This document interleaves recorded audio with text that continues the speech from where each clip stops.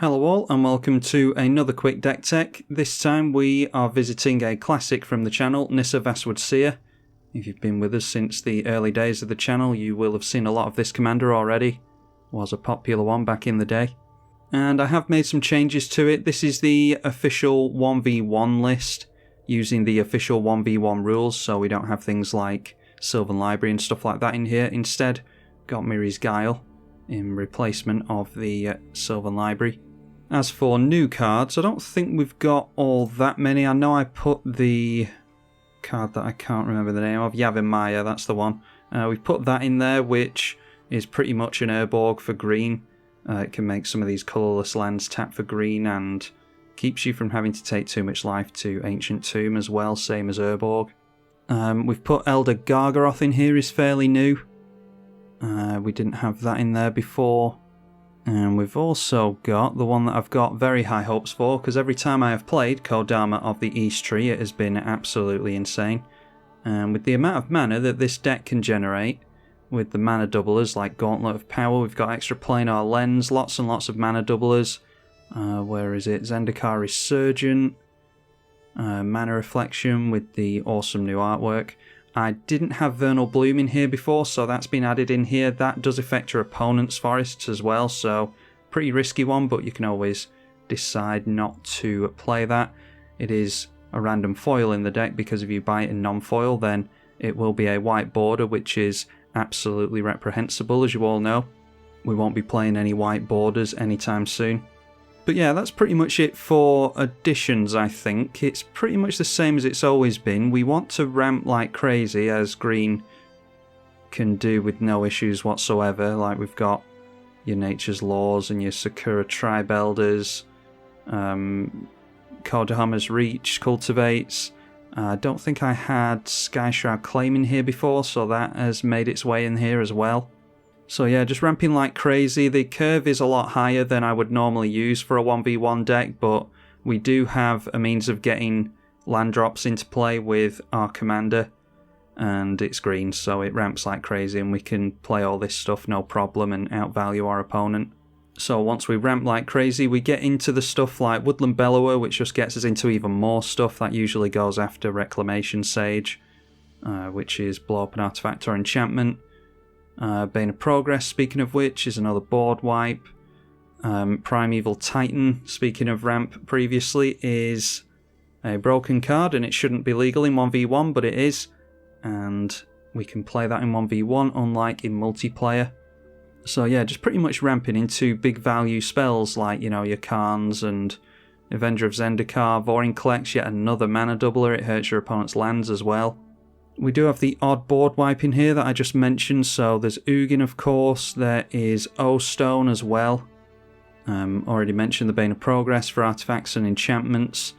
And a very little played one is the Great Aurora. It pretty much just resets the game, but gives you an advantage potentially. I have played this and it's given my opponent, I think it was a Boros opponent strangely enough, it actually gave them a bunch of lands and we ended up with nothing, so it is a bit of a coin flip, but the Great Aurora is in here for a bit of fun as well.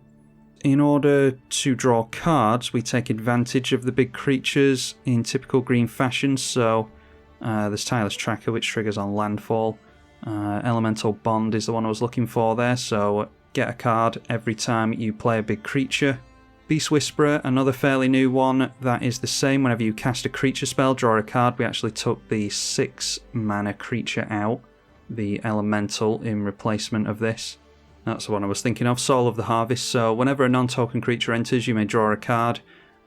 Beast Whisperer is on casting a creature, so it is a bit different. Like for instance, the Genesis Wave, it's not cast, so this would trigger the Soul of the Harvest better, but this is 6 CMC.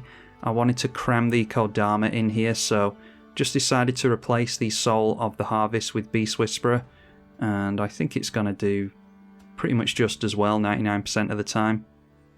Nissa Vital Force we can easily get the emblem with for card draw on landfall. Return of the Wild Speaker, draws equal to the greatest power amongst non-human creatures you control, so you only need one big creature in play, which shouldn't be too difficult in this deck. And you can also go for the overrun effect on that. Return of the Wild Speaker is just an incredible card from Eldraine. And speaking of drawing off big creatures, the Rishkar's Expertise does exactly the same thing, and we get a free spell out of that as well. So yeah, the 6 CMC slots are, well, it's way more packed than I would even give to a multiplayer deck normally, but this deck ramps like crazy, so we don't seem to struggle with it. Lots and lots of card draw here. Green is actually surprisingly good at card draw, better than you think it would be. Zendikar Resurgent, mana ramp and card draw. Regal Force, really good, especially if you get it down with, I mean, you can search for it with Green Sun Zenith, or you can get it down with the Genesis Wave and just dump a whole bunch more cards into your hand. Really good.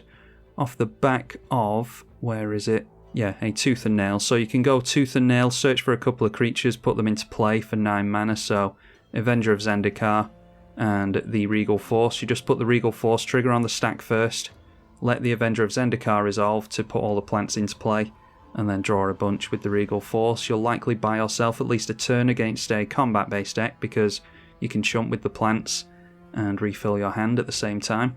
And then we do, of course, have Great Henge for a little bit of buffs. There's some plus counter shenanigans in here, but we're not really reliant on that. We've got the Woodfall Primus that we could take advantage of that. We actually don't have a sack outlet because we're not looking to do that, but what we could do, this triggers on a non-token creature entering, and this would come back with a persist counter. So what we could do is have a sack outlet in the deck and sacrifice Woodfall Primus over and over again. It would come back with a plus counter, removing the minus counter, and we could blow up all our opponent's lands if we wanted to do that, which we actually can't in this deck. The Primeval Bounty will do some plus counter stuff as well, so can come in handy with like trample creatures and stuff, but it's not a plus counter themed deck, it's just something that we can do if we're desperate. And apart from that, it's pretty much just green good stuff, like ramp like crazy, put big creatures into play, draw based on the creature's power usually, and just keep rinsing and repeating pretty much. There are other cards that we could fit into the deck, like I'm seeing Garruk's Uprising here, which is a trample enabler. It could be better than the Elemental Bond. I just like the fact that this triggers on only 3 power, whereas this triggers on 4. Might find a spot for this at some point. I know there's also Kenrith's Transformation as well, which could be good in this deck as a bit of removal, like a pacifism effect against cards that don't mind being sent back to the command zone. And there was another one that I thought of as well. Yeah, there's all kinds of awesome new cards that have come out, like Toski is a favourite of mine. That could go in this deck quite nicely, I imagine. Allosaurus Shepherd, we do have... we've got the Cavern of Souls to help us keep from being countered. There's Prowling Serpapard as well, which came out before... I think it came out before Destiny Spinner, but that's another thing that we could go for. Keeps our creatures from being countered. We actually have a decent number of enchantments as well, so that would be relevant. But Allosaurus Shepherd, if you've got one of those lying around and you want to build this deck, then I would absolutely put Allosaurus Shepherd in this deck because it affects all of your green spells, not just creatures.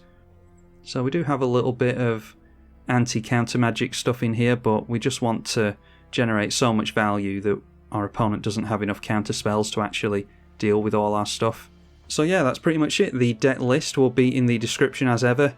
I'm going to release this a couple of hours before a gameplay shows up, so if you wanted to stay up to date with the deck list and you want me to keep doing these, then be sure to let me know. And be sure to tune into the Nissa Vastwood Seer gameplay video that is about to show up in a few hours. It is a really good one, if I do say so myself. If you like Kodama of the East Tree, then be sure to tune into that video. I'm tribalkai on the EDH channel. Thank you for watching.